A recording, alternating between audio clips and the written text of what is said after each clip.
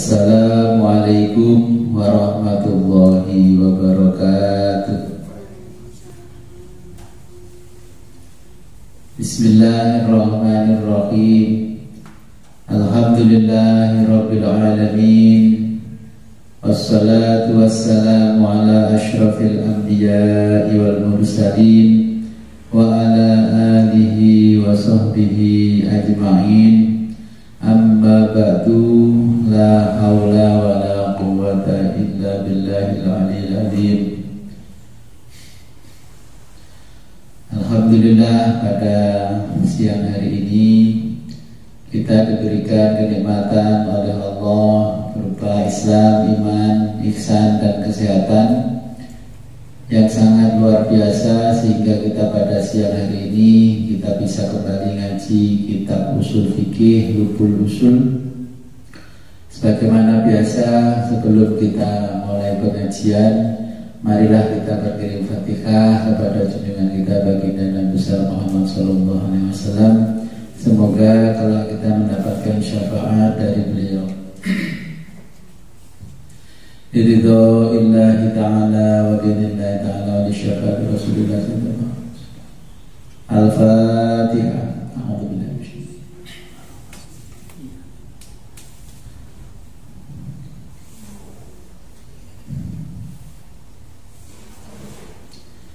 Thumma ila hadratil habibina wa syafi'ina wa qurrati a'yunina wa qudwatina sayyidina wa maulana Muhammadin sallallahu alaihi wasallam wa ala alihi wa azwajihi wa auladihi wa dzurriyyatihi wa ashabihil kiram. Al-Fatihah.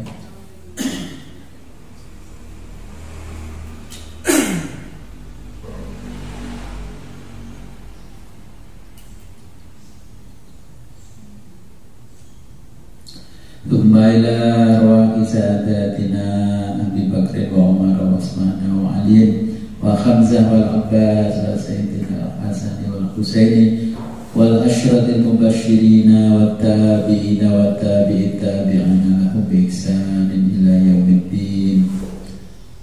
Al-Fatihah. Iyyaka na'budu wa iyyaka nasta'in.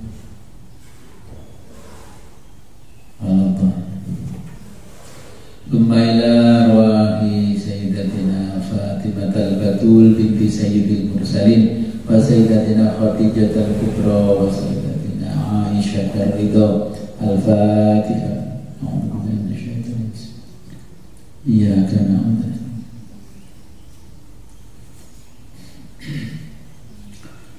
Thumma ila ruhi Sayyidina Ali Zainal Abidin wa ibnihi Sayyidina Muhammad Al-Baqir wa Sayyidina Ja'far Shadiq wa Sayyidina Ali Al-Muraidi.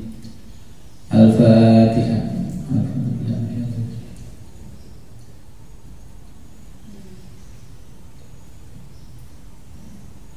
Thumma ila hadratin Asy-Syaikh Al-Alim Syekhul Islam Abi Yahya Zakaria bin Muhammad bin Ahmad bin Zakaria Al-Ansari Asy-Syafi'i Qaddasallahu sirrahu wa nafa'ana bihi wa bi ulumihi wa bi barakatihi fid dharaini wa li walidayhi wa li masyayikhihi. Al-Fatihah.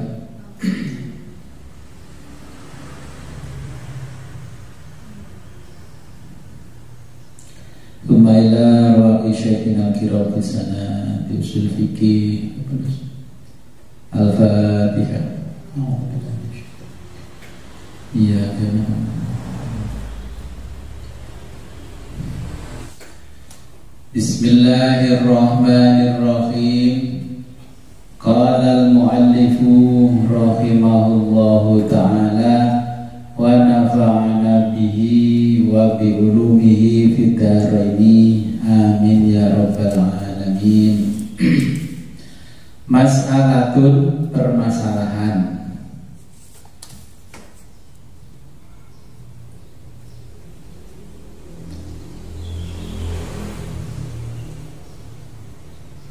Al-maqduru, sesuatu yang mampu dilakukan mukallaf. makdur niku artinya sesuatu yang mampu dilakukan mukallaf.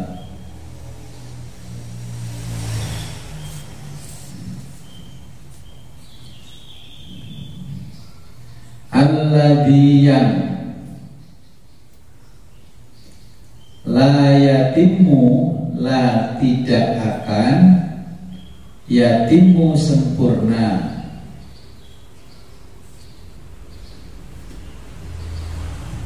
apa al-wajibu kewajiban,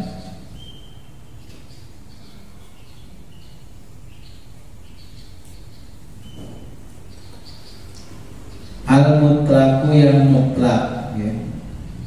Al-makduru sesuatu yang mampu dilakukan mukallaf, alladzi la yatimu yang tidak akan sempurna, al-wajibul mutlaku kewajiban mutlak,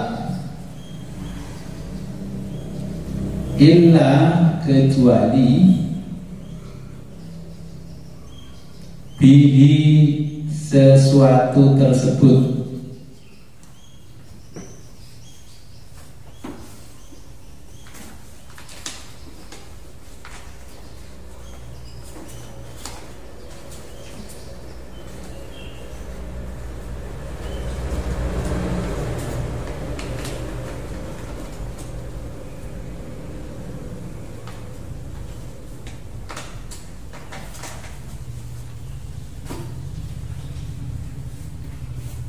wajibun wajib.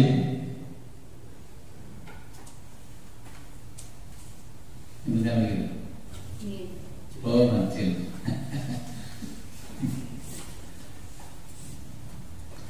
Fil asokhi menurut kaul asokh,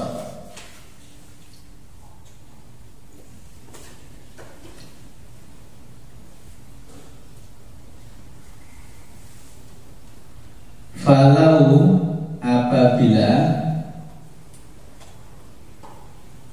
ta'adzaro tidak mungkin, falau apabila ta'adzaro tidak mungkin,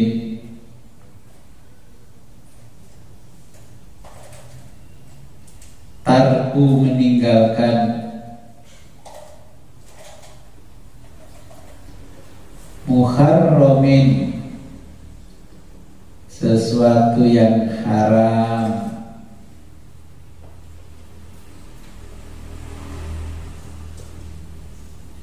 illa kecuali,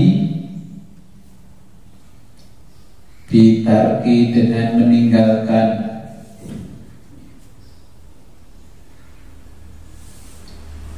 ghairihi yang lainnya,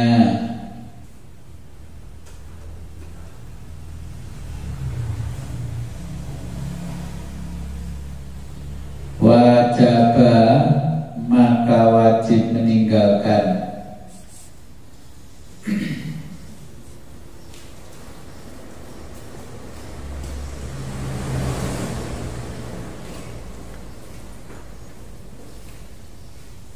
au ishtahabat, au atau ishtahabat jika sulit dibedakan,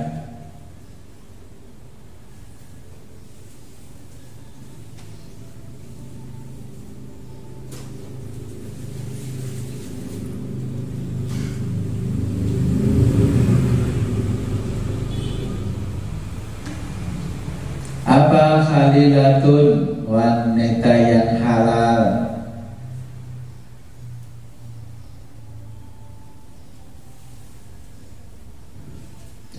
bi ajnabiyatin dengan wanita lainnya,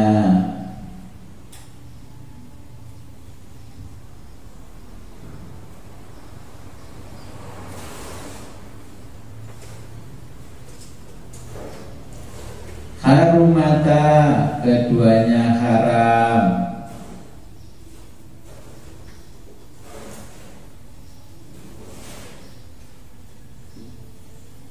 kama sebagaimana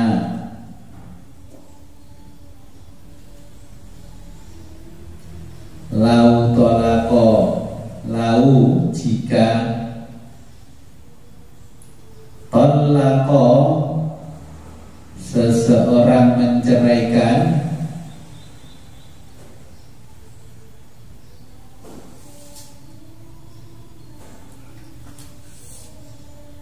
muayyanatan, istri tertentu,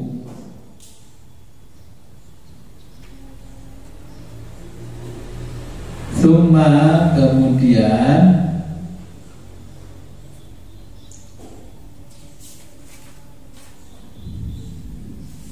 nasiyaha, dia lupa.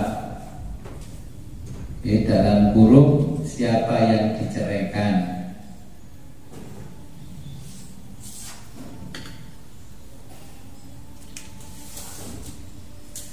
Kalau jelaskan, saya jelaskan dulu di perkara yang ini adalah perkara penyempurna perkara wajib. Untuk merealisasikan perkara wajib itu dibutuhkan beberapa pengantar, di mana kewajiban tidak akan terwujud tanpa adanya pengantar tersebut. Maksudnya pengantar yang penghantar, yang ngeterno. Jadi untuk merealisasikan perkara wajib dibutuhkan beberapa penghantar, di mana sebuah kewajiban tidak akan terwujud tanpa adanya penghantar tersebut. Mengenai eksistensi hukum dari penghantar atau penyempurna kewajiban, baik berupa syarat atau sabab, ulama masih berselisih pendapat. Yang pertama, menurut pendapat ashah dari mayoritas ulama, perkara yang menjadi penyempurna sebuah kewajiban ini baik berupa sabab atau syarat dihukumi wajib. Karena jika tidak wajib maka kewajiban yang dihantarkan tentunya boleh ditinggalkan, dengan kaidah yang di atas tadi, al-maqdurul ladzi la yatimul wajibul mutlaqu illa bihi wajibun.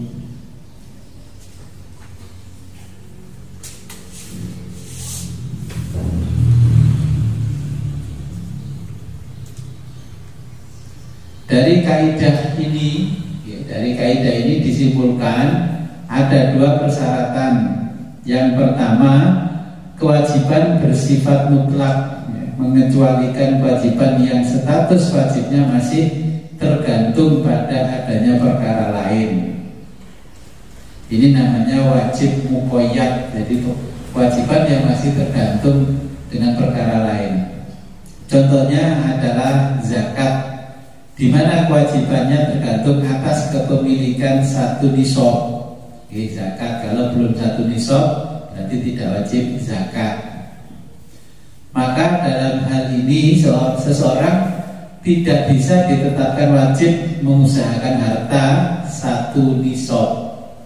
Dan bayar zakat dipaskan nisabnya. Kalau nisabnya hasil usaha dalam 1 tahun, tidak memenuhi nisab, berarti tidak wajib zakat. Kedua, penyempurna kewajiban ini dalam batas kemampuan manusia, yakni al-maqdur lil mukallaf, maqdur untuk seorang mukallaf, mengecualikan hal-hal yang di luar batas kemampuan manusia. Ada kalanya karena mustahil seperti kuasa dan kehendak Allah Subhanahu wa taala yang menjadi penentu ada dan tidaknya perbuatan manusia. Ada juga faktor kesulitan di dalamnya meskipun mungkin diwujudkan, seperti mengusahakan 40 orang dalam sholat Jumat. Wakil wong tapi diundang Jumatan nggak ada yang mau datang, yang datang kurang dari 40. Ternyata jamaah Jumat cuma 39 atau kurang. Sehingga di dalam pendapatnya Imam Syafi'i, kalau kurang setelah Jumat harus ditambahi kewajiban yang lain. Jadi karena kewajiban yang pertama tidak terpenuhi oleh al-maqdur lil mukallaf tadi, tidak terpenuhi, maka harus diganti dengan kewajiban yang lain, yakni ditambah dengan sholat zuhur. Ya. Ini contohnya ini dalam permasalahan yang namanya al-maqdurul ladzi la yatimul wajibul mutlaqu illa bihi wajibun. Jadi ada kewajiban mutlak itu tidak bisa direalisasikan kecuali dengan kewajiban yang lain. Kita tidak diwajibkan naik haji kalau kita nggak mampu bayar ongkos naik haji. Haji masa tunggu 97 tahun. Orang saya nunggu aja, mati dewi. Ya kita lihat di Google berita terkini haji masa tunggu 97 tahun. Ada yang ngasih tahu Kak Haji Rahopol 97 tahun. Ya, karena apa? Itu kewajiban yang mewajibkan kita karena perkara wajib yang lain. Kalau sudah mampu membayar ongkos naik haji, ya kita diwajibkan berhaji. Mengeluarkan zakat, fitrah kalau kita mampu, ya, berarti diwajibkan. Kalau tidak mampu, tidak diwajibkan. Terus punya harta, kalau harta sudah 1 nisab berarti wajib mengeluarkan zakatnya karena dihitung 1 nisab. Nah, perkara lain pun yang wajib dikerjakan harus ditutup dengan perkara wajib lainnya. Oke, contohnya sholat Jumat. Kalau kurang dari 40 ya wajib menambah zuhur. Tapi insya Allah zaman sekarang di setiap masjid tidak kurang dari 200 orang kalau Jumatan. Saya hitung mesti lebih dari 200 orang karena jumlah penduduk semakin banyak.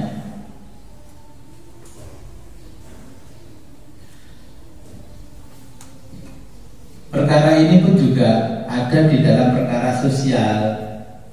Saya pernah ketika masih di Jawa Barat dulu di Bandung, orang mau menikah. Nah, kebetulan dari pihak perempuan itu ada yang kenal saya. Terus yang laki-laki, ya otomatis karena saya mengantarkan yang laki-laki mau melamar. Saya dibisiki sama keluarga perempuan bahwa itu sebenarnya masih pancerwali kalau dinikahi itu. Terus saya tanya kenapa kok pancerwali, ini kan orang lain. Iya, dulu ini bukan anak kandungnya, ini anak bawaan istrinya. Dan ibunya dia ini. Terus ini mengangkat anak lagi yang bapaknya lah. Ini masih sepupu sama si laki-laki ini. Ini kan nggak bisa membedakan. Tapi ini orang memberitahu bahwa hubungan mereka itu pancer wali. Ini wajib ketemu wajib, akhirnya enggak boleh. Tapi gimana? Terlanjur pacaran sekian tahun, ini tinggal nikahnya terhalang perkara wajib ditinggalkan. Ternyata bapaknya si laki-laki dan perempuan itu kakak, adik, ya, makanya di hukum pernikahan di Islam itu kan kita harus jeli. Makanya ngangkat anak itu tidak boleh aktenya itu bapaknya bapak yang ngangkat, harus tetap bapak biologisnya. Akhirnya ya bingung, terus tanya gimana ini baiknya. Ya sebaiknya kalau calon pengantinnya mau ya nggak usah dilanjutkan, bagaimanapun juga itu hukumnya haram dan wajib ditinggalkan kalau ketemu seperti itu perkaranya.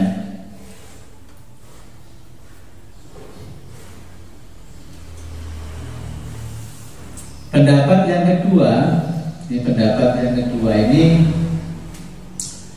penyempurna tersebut tidak dihukumi wajib secara mutlak, baik berupa sebab atau syarat, karena dalil yang menunjukkan wajib tidak ada. Pendapat ketiga ini penyempurna tersebut dihukumi wajib jika berupa sebab, bukan berupa syarat, ya. Sebagaimana api yang secara adat menjadi sebab adanya pembakaran atau kebakaran. Versi ini membedakan antara sebab dengan syarat dari sisi kuatnya ikatan, ya. Menurut mereka keterkaitan sebuah sebab dengan musabab lebih kuat dibanding keterkaitan antara syarat dan masrut atau musrutnya yang disyarati.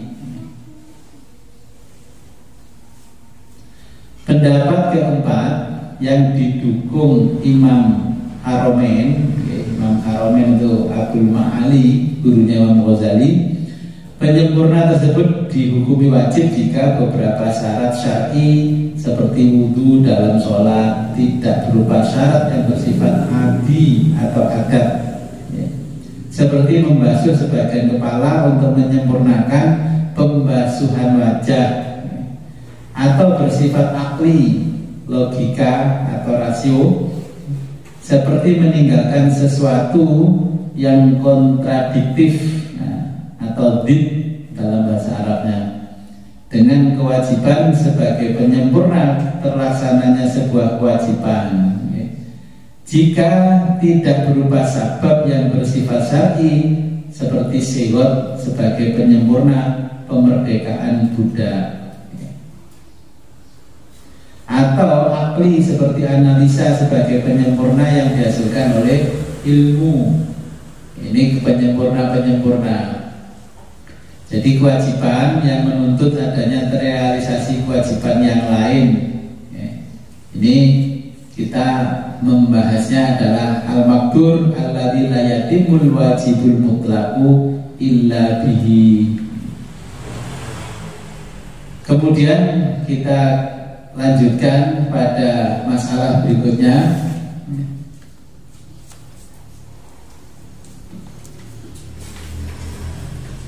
Mas'alatun mutlaqul amri, mas'alatun permasalahan.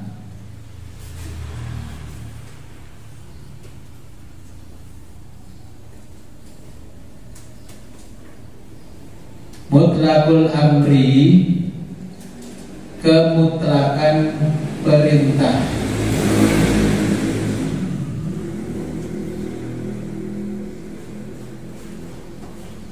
La yatanawalu, la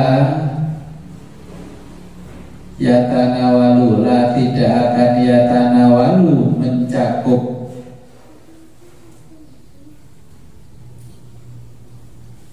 al makruhu pada hal yang makruh.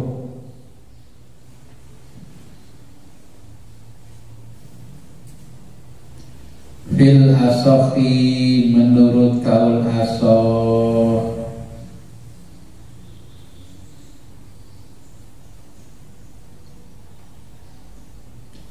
Fala tasihu, fala sehingga tidak tasihu sah.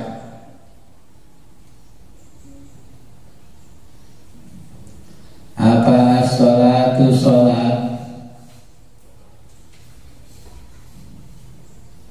fil awqatil makruhati, fil awqati, fil awqati yang dilakukan pada waktu-waktu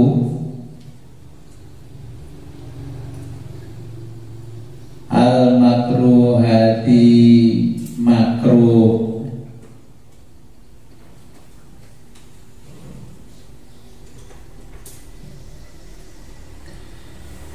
Walau karohata, walau meskipun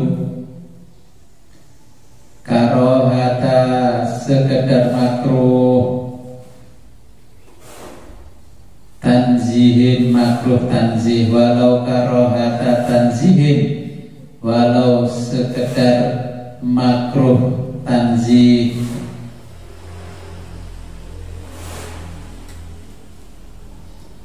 Fil asohi, menurut kaul asoh.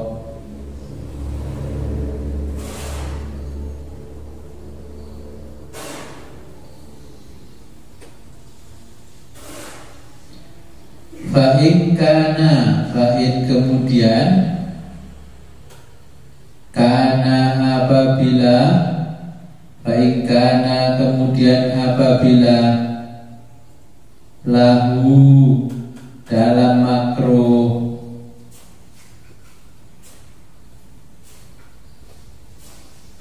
Jihatani, terdapat dua sisi.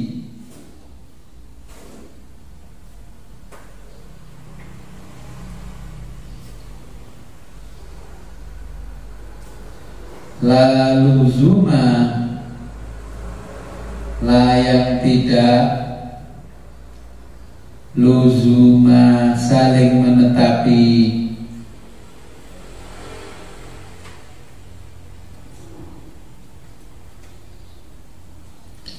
bainahuma di antara keduanya,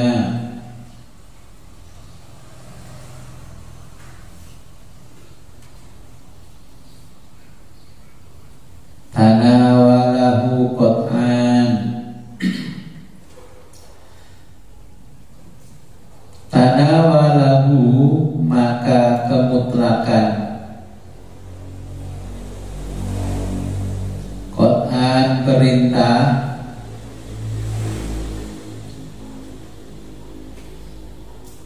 fi nahyi tanzihi, fi dalam nahyi makruh, at-tanzihi tanzih,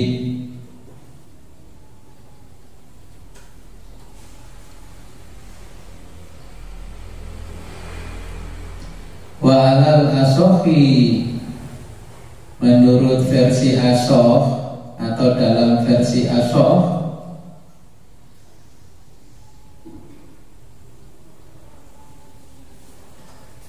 fit takhrimi, fi di dalam atau dalam, fit takhrimi dalam makruh tahrim,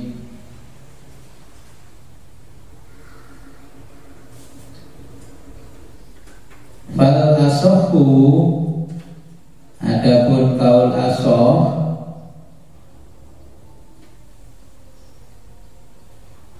sifatus sholati, sihatu sah hukumnya,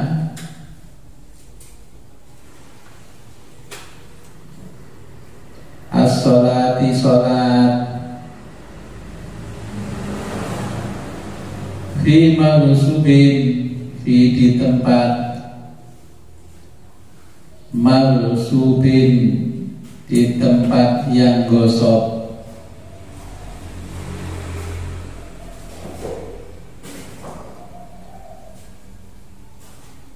wa annahu dan pelakunya,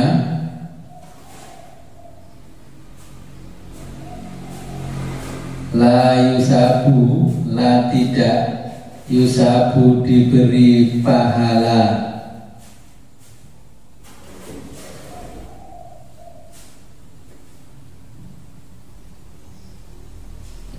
wa annal kharija,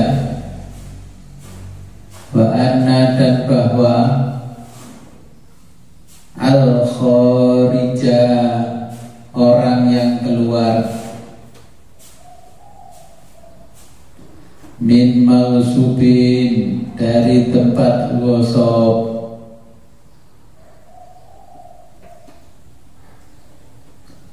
taiban yang niat bertobat,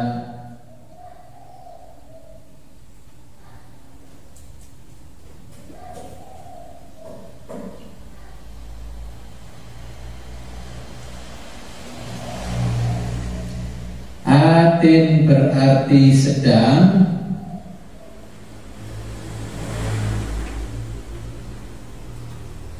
biwajibin melakukan kewajiban,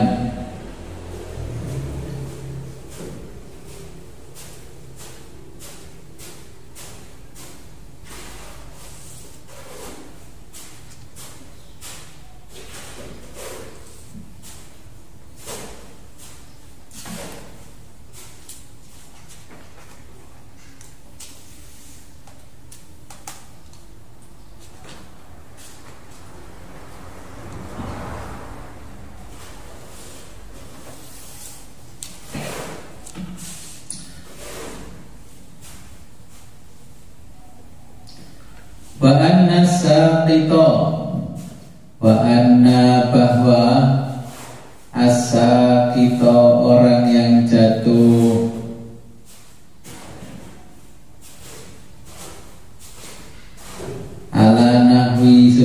sebagai contoh,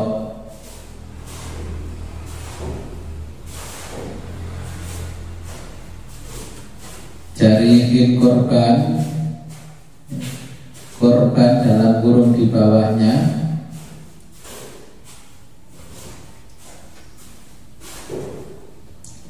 yaqtuluhu, menyebabkan kematian,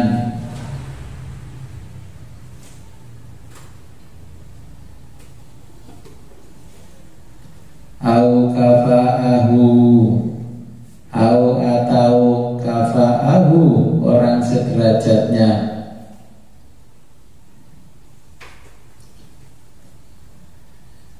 yastamiru, tidak menghindar. Kalau jelas mirin.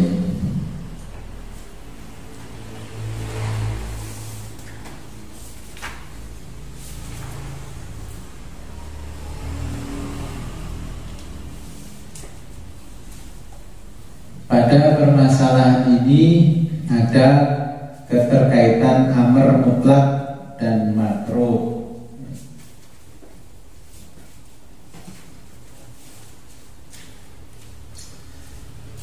Kemutlakan perintah, jadi mutlakul amri la tanawalul makruha, makruhu, makruha.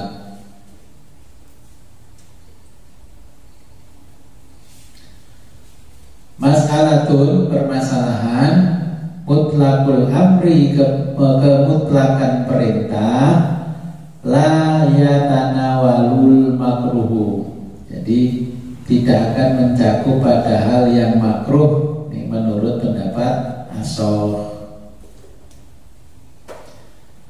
Kemutlakan amr atau perintah untuk melakukan suatu perkara yang hakikat sebagian juz ya di dalamnya berupa makruh, tahrim atau tanzih ya, menurut pendapat Ashab tidak mencakup atau terkait dengan makruh tersebut ya, baik makruhnya bersifat tahrim atau tanzih,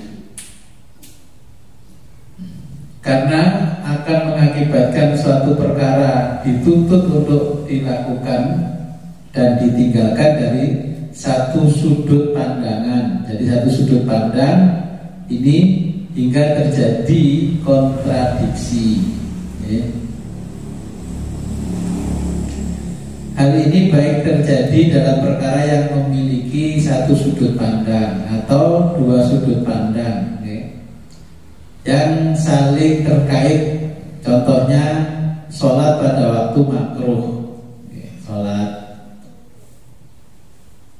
setelah sholat asar, sholat lagi menjelang maghrib, itu kan ada sholat waktu sholat lagi makruh, bahkan bisa haram dengan sholat. Ketika gunung meletus kayak Mbah Mijan, sholat gak mau pergi, akhirnya kena lahar, erupsi. Jadi ini menuntut yang namanya dari sudut pandang yang lain bahwa sholat tersebut nanti malah yang wajib dihukumi haram juga dihukumi makruh.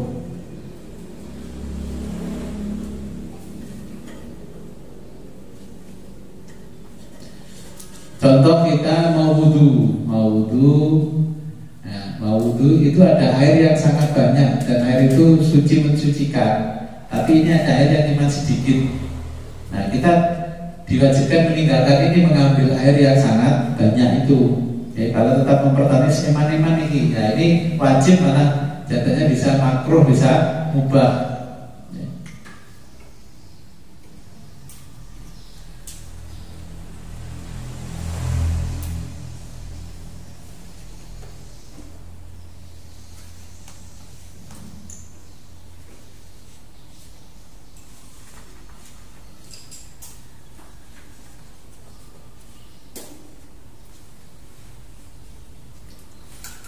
Fa'in kana lahu jihadani, apabila di dalam makruh terdapat dua sisi yang tidak saling menetapi antara keduanya. Makruh makruh yang memiliki dua perspektif kalau orang sekarang. Makruh terkadang memiliki dua sudut pandang. Yang keduanya tidak saling terkait, ya, dalam arti wujud salah satu tidak tergantung pada yang lainnya. Dalam hal ini, manakala mengacu pada pendapat bahwa kemakruhan bersifat tanzih seperti sholat di tempat-tempat makruh, maka dipastikan makruh tersebut dalam kemutlakan amrnya. Sholat 5 waktu adalah wajib. Ya, ketika kita sholat di tempat gosok, tahu gosok ya? Gosok itu menggunakan hak orang lain tanpa izin walaupun tidak dalam niatan untuk dimiliki. Contohnya di masjid gitu ya. Datang ke masjid Jumatan, kayak Jul ini kerja, terus sepatunya dilepas, toleh-toleh dari sandalnya orang. Nah, sandalnya dipakai ke tempat wudhu, dikembalikan lagi, itu namanya gosok. Ya, jadi memanfaatkan harta orang lain, ya, harta benda orang lain tanpa minta izin walaupun tidak punya niatan dimiliki apalagi dicuri, itu di dalam Islam namanya gosok. Ya, gosok. Nah, di dalam perkara gosok kita wudhunya sah, tapi nggak dapat pahala wudhu karena tadi sendalnya karena untuk wudhu itu gosok. Terus sholat di satu tempat, ini tempatnya siapa ini?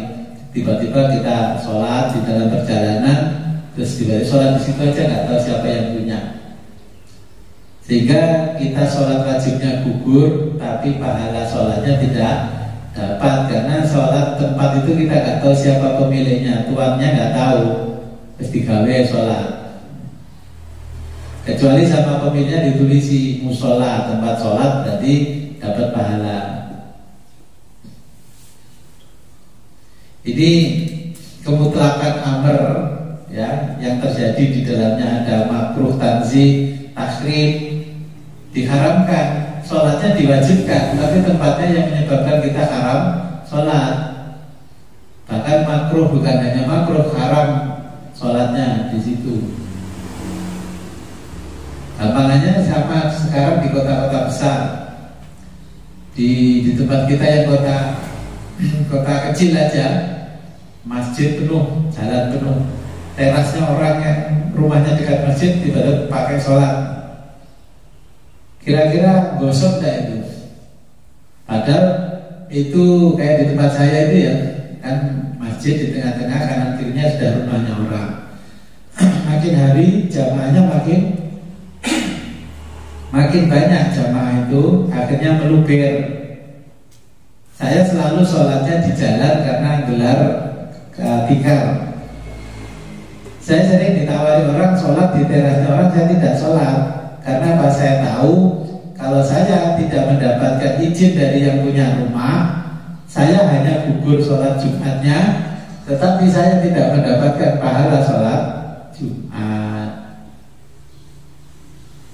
Makanya kalau kita sudah tahu yang namanya hukum, oh ini menempati terasnya orang kan gosok, kecuali orangnya tulis halal sholat di teras saya. Malah saya sering tahu, oh ini ternyata kayaknya dari sisi yang lain kayaknya yang punya rumah ini keberatan dipakai. Kadang kan pintu gerbang terasnya ditutup terus dibuka sama orang-orang.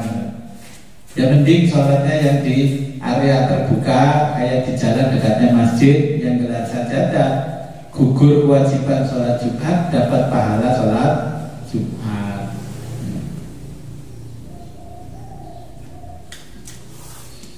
Kalau keluarga Pak? Iya, walaupun punya keluarga kan izin dulu minimal WA. Kalau satu rumah itu Pak, sama orang tua. Oh, kalau satu rumah ya beda Mas.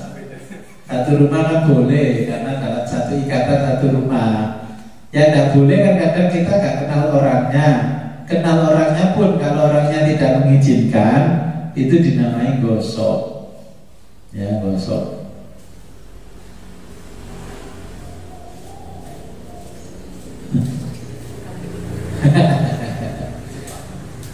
Makanya saya juga pernah dapat pertanyaan, Gus saya ini setiap hari sholat di musola itu, tapi belum diwakafkan sama orangnya.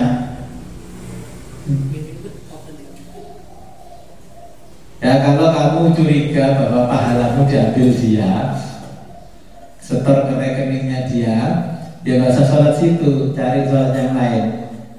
Yang lain jauh Gus, yang dekat cuma itu, ya wis tidak apa-apa.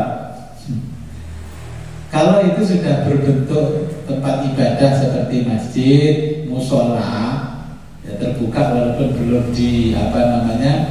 belum diwakafkan, itu masih boleh. Cuma memang terkadang ada permasalahan. Bagaimana kalau yang punya musola itu nggak ikhlas kita tempati sholat?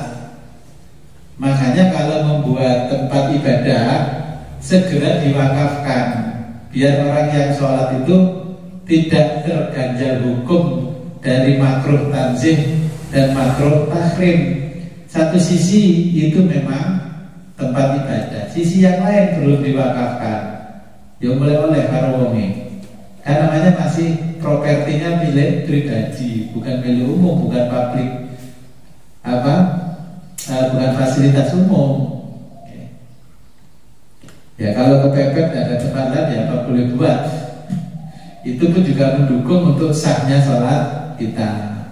Nah di sini makanya al-asal takhir sihhatus sholati fi maqbudin annahu la yatiku wa anal kharijan min maqbubi ta'iban. Ada diwajibin ini hukum sholat di tanah hasil gosok. Ini nggak gosok Pak, keramiknya kemarin amplop coklat. Jadi kan indikasinya uang korupsi. Gimana? Kita sujud di masjid yang keramiknya itu dibantu koruptor. Ya lagi banyak koruptor yang ditangkap, terus ternyata masjid bangunannya koruptor. Pasti ditanya, gimana Gus hukumnya? Ya minimal itu meringankan dosanya koruptor kalau banyak orang ibadah di situ. Kalau itu sudah menjadi fasilitas umum ya jangan dibongkar. Ya sudah biarkan saja. Itu yang namanya mencuri atau korupsi tetap dosa hukumnya bagi pelakunya. Masjid yang sudah jadi tidak perlu dibongkar, itu karena sudah menjadi tempat ibadah. Si pelaku itu cukup seperti di dalam usul fikih untuk melakukan tobat. Mana kalau memang kita kenceng hukumnya ya dibongkar aja. Nah ini pendapat asal sah sholatnya memandang sisi sholat yang memandang sebagai hukum dari sisi gosoknya. Jadi masjid yang seperti itu kalau dipandang dari sisi sholatnya dan sisi masjidnya sah boleh, ya, walaupun belum diwakafkan. Contohnya kalau masjid diketahui itu dibangun dari hasil uang korupsi, kalau melihat dari perbuatan sisi yang lain korupsinya adalah tidak sah. Tapi dilihat dari kemaslahatan sudah dibangun jadi masjid dan menjadi kewajiban untuk tempat sholat, berarti sah itu digunakan untuk sholat. Kalau masyarakatnya nggak setuju ya nggak apa-apa dibongkar. Umpama bantu masjid tapi uangnya bukan uang halal gimana?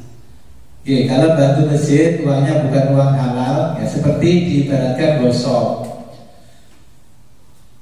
Kalau kita tahu bahwa orang itu, kita panitia masjid, kita tahu kalau uangnya nggak haram, ya kita nasihati itu jangan dipakai batu karena itu bukan uang halal, carikan uang yang halal. Tapi kalau orangnya tadi nggak bicara dan kita nggak tahu, ya sudah itu dianggap uang halal. Tanggungan dosanya adalah orang tersebut. Ini kewajiban kita untuk bangun masjid adalah kewajiban membangun masjid dan untuk tempat sholat. Jadi tidak apa-apa. Kalau kita tahu panitia ya menolak, tak kawan orang belangsing atau kemari korupsi. Akhirnya nanti kalau ketahuan korupsi, ya masjidnya disegel KPK. Masjid segelan KPK. Saumpama semennya bukan legal gimana? Sama. Jadi apapun yang bentuknya menurut hukum itu adalah haram, ya tetap haram. Seumpama begini, semennya bukan semen asli, mencuri atau memang semen palsu dan sebagainya. Pernah ada juga orang nyumbang itu dengan uang yang banyak, tapi uangnya ini di cepitan-cepitan uangnya ada uang palsu. Bukan barangnya palsu, malah uangnya yang palsu. Ketahuannya di mana? Ketahuannya ya ketika uang itu digunakan semua, baru kelihatan palsunya. Ya akhirnya panitia ya sudah, yang palsu jangan digunakan, yang asli digunakan. Banyak hal seperti kalau berkaitan dengan ibadah, kita nyumbang namanya semen, terus nyumbang pasir, nyumbang batu, terus batu bata dan sebagainya. Kadang-kadang yang sering kita jumpai, ya, kita order pasir. Saya baru order pasir sesuai dengan takrab ya, baru Mas Ilham kalau di tempat saya. Selain Mas Ilham pun Gus di kisah kunjung, ternyata telah disok, kok cuma segini. Ya. Berarti kesalahan bukan di kita, kesalahan pada pihak ketiga yang kita order. Ya. Berarti dosanya andai kata itu untuk bangun masjid, berarti dosanya pada orang yang kirim material, bukan pada kita. Terus ada orang kirim material, tapi diambilkan dari material yang ilegal, galiannya colongan, colongan. Selama panitia tidak tahu, ya sudah, karena tidak tahu. Kalau panitia tahu, ya itu harus dilegalkan. Entah itu diganti rugi yang punya material, yang punya tempat, contohnya galian pasir, ya kita ganti rugi. Kalau nggak diganti rugi, tetap hukumnya haram. Dan kalau dari sudut pandang panitia, makanya panitia masjid harus tahu. Karena apa? Kalau kita tidak tahu, ya panitia harus tanggung jawab ila yaumil qiyamah. Makanya diumumkan di kepanitiaan, makanya takmir itu. Kalau di Indonesia namanya takmir, jadi takmir masjid mengumumkan bahwa masjid ini menghabiskan dana 1 miliar, donaturnya ini, sumber dananya ini dijelaskan. Sebenarnya dari sisi itu lebih baik untuk dijelaskan bahwa sumber dananya legal atau sah. Berarti masjidnya dibangun dengan uang yang sah menurut hukum Allah. Soalnya di sekitar saya ada semen ilegal, entitan gitu. Jadi dibungkus semen sak ilegal terus dibungkus dijual gitu. Di sini kan juga sama dengan rokok not cukai. Saya sering ditawari dengan produk semacam itu. Gus ini murah, ini bahkan terus ini kan campurannya abu batu dan sebagainya. Iya nggak apa-apa, murah. Tapi karena tempat ini saya bangun untuk kepentingan saya ngaji. Jangan sampai tempat ini kemasukan sesuatu yang ilegal. Bukan tidak apa-apa, ini kan tempat pribadi, Gus. Bukan iya, memang ini tempat saya pribadi. Apalagi ini tempat pribadi, menghapusnya sulit kalau kemasukan barang ilegal. Kalau punyanya jamaah, tobat bareng-bareng selesai. Kalau saya punya tempat, terus ini yang saya pakai bangun adalah barang-barang yang ilegal, maka dosanya jadi dosa jariah. Saya mengajarkan ilmu ngaji di majelis taklim begini, yang nggak manfaat, nggak barokah nanti, karena tempat yang diduduki jamaah barang-barang yang ilegal. Banyak saya ditawari contoh, bukan hanya semen, kayu sama besi. Besi, kalau kita nggak ahli bangunan, saya insinyur lah yang ahli bangunan, kita nggak bisa kalau orang awam membedakan besi yang ilegal sama yang legal. Tapi karena di besinya sama-sama ada tulisan SNI. Nah, dengan kalau lihat besi SNI itu jenengan mas tulis SNI nomor berapa. Kalau jenengan browsing di Google SNI plus nomor di belakangnya itu masuk, berarti itu besi asli. Kalau dulu kan istilahnya besi asli sama besi banci. Sekarang yang banci itu ditok SNI. Oke. Makanya saya tidak pakai yang banci atau yang ilegal. Jadi sama sekarang ada tulisan SNI, tapi setelah kita browsing SNI-nya itu tidak keluar. Kalau SNI yang terdaftar legal itu keluar, kita browsing. Itu kan serinya besi untuk peruntukan ini, oh struktur ini berarti besinya ini, kalau strukturnya besinya ini gitu. Ya alhamdulillah semua saya bangun dengan besi SNI. Pernah saya dikirim satu truk SNI, saya kembalikan. Masih batu patukannya Mbak almarhum, Mbak. Pokoknya kalau dikirim besi SNI-nya masukkan ya tulis SNI terus angka di belakangnya. Kalau itu legal terdaftar SNI-nya ini masuk. Kalau tidak keluar ya berarti nggak masuk. Sama dengan seri ijazah, sama dimasukkan terus ke aplikasinya Kemendikbud ya masuk namanya ini. Kalau enggak ya berarti nggak masuk. Ya. Bagaimana kalau seperti itu?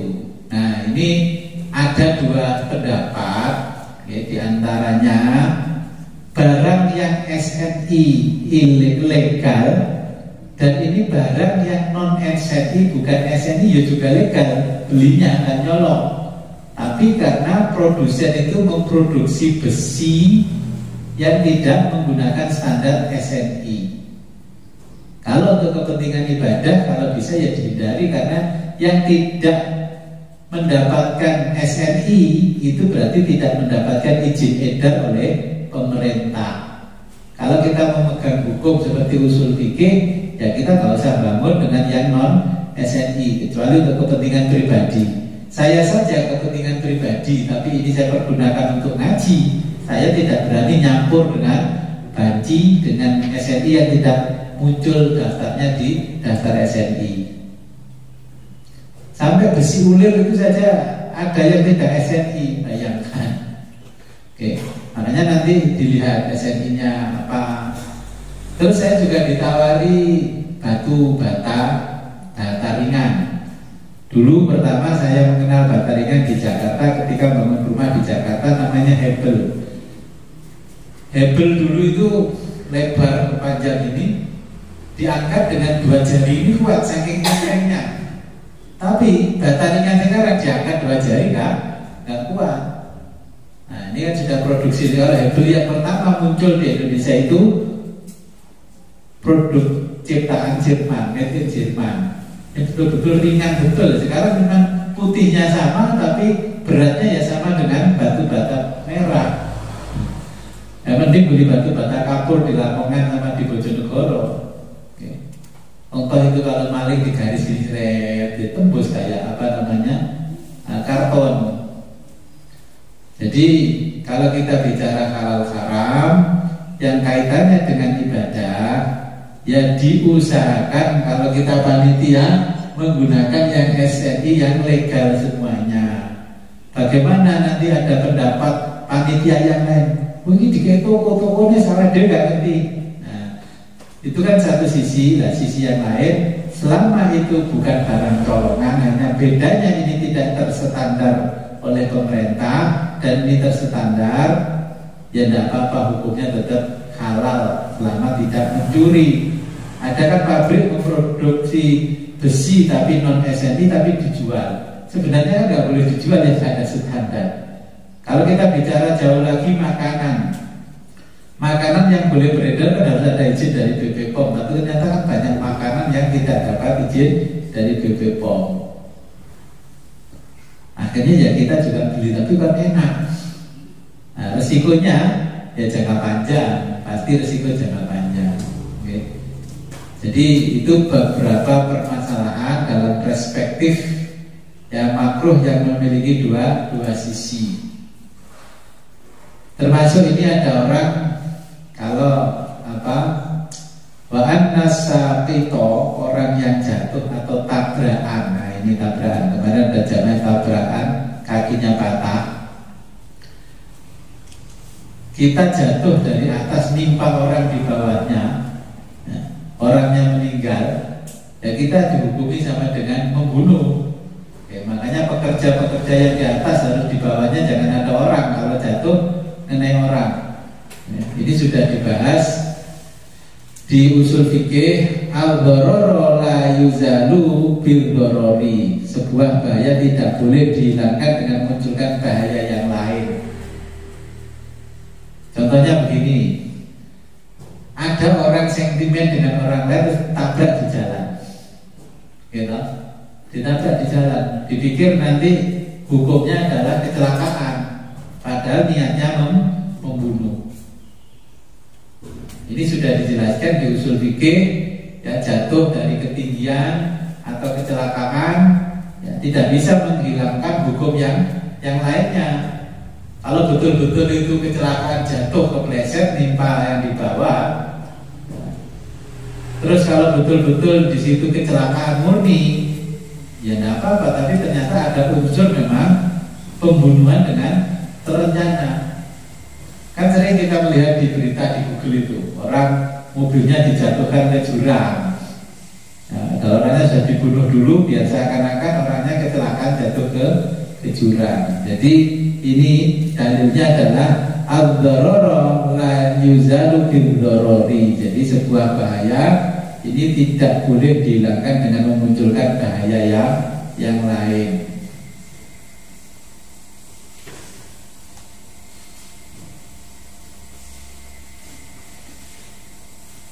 Jelas ya? Jelas. Ya. Kalau sudah jelas, kita akhiri di sini yang lubul usul. Mudah-mudahan apa yang kita pelajari ini membawa manfaat, barokah fid dini wa dunya hatta akhirat.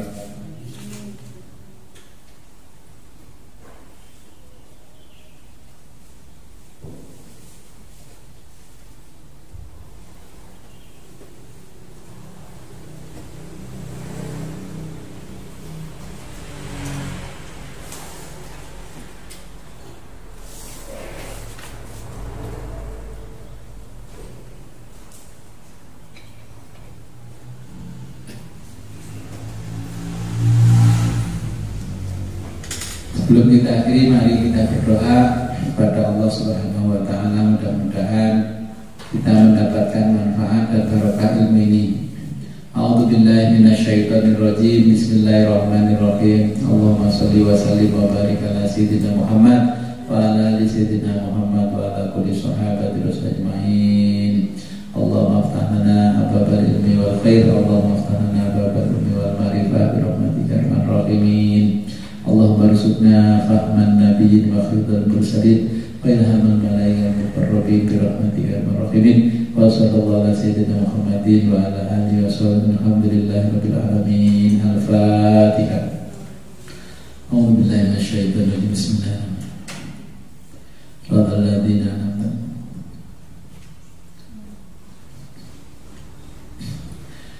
Rabbi fanfa'na bi barakatihim wahdinal husna bi hurmatihim wa aminna fi tariqatihim wa mu'afatim minal fitani. Akhirul kalam ihdinas siratal mustaqim. Wabillahi taufiq wal hidayah wa ridha wal inayah. Wassalamualaikum warahmatullahi wabarakatuh.